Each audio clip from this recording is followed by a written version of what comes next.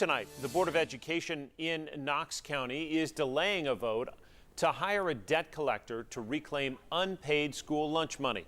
At the meeting tonight, parents also raised concerns about adding more specialized counselors in schools and just how many third graders may be forced to repeat the grade under a new law.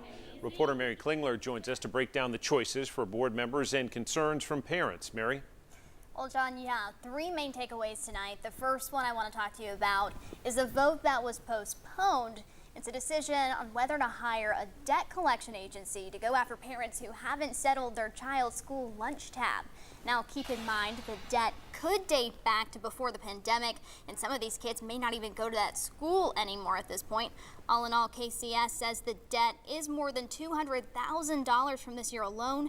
The debt collection agency would get to keep 22% of what they collect, and that's not sitting well with parents. The Knox County Education Coalition says it's a somewhat weird way to come up with the cash.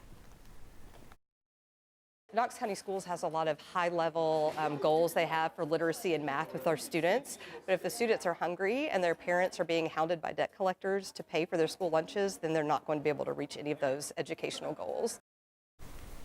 Now, the school board decided they're not ready to vote on that yet, and it'll be back up for a vote at the end of March. And moving on, next, some parents are voicing concerns about treatment for children with autism. Now, several parents pushing the district to put more therapists in the classroom.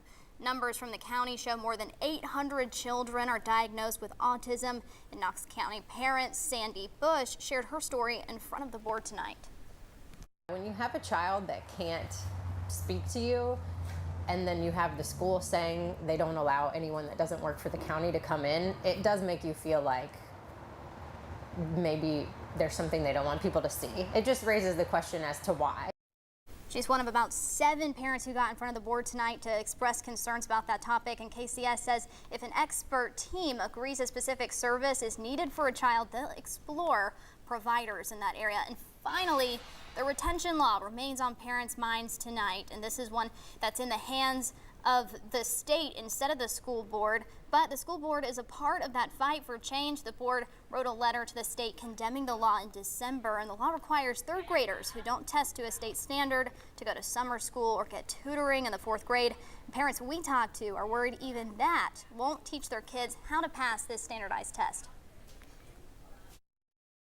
They've had these programs already. They've had these summer school option programs and summer learning camp options previously. So if they're still seeing the same issues, then repeating the same solution probably isn't going to make a big impact. Now, 15 bills have already been filed in General Assembly, and 2 of those are new ones requesting some minor changes to the actual law that's already in place.